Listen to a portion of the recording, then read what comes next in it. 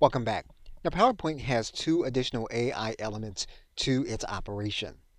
One you'll find within the Review tab, and you're going to see it here that you can check accessibility to make sure that if you're going to be giving your presentation to someone in order to read, that it is accessible to individuals that have accessibility issues.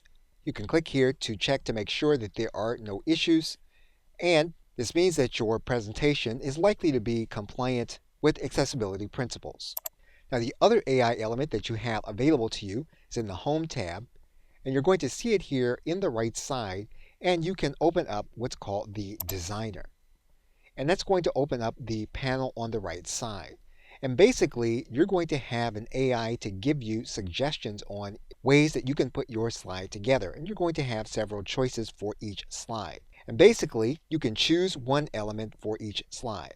And each slide can be individually designed.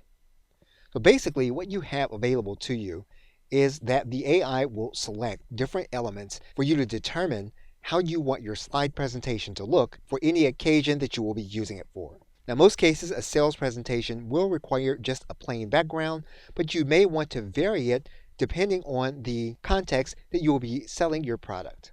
Okay, so with that, thanks, and I will see you in another video.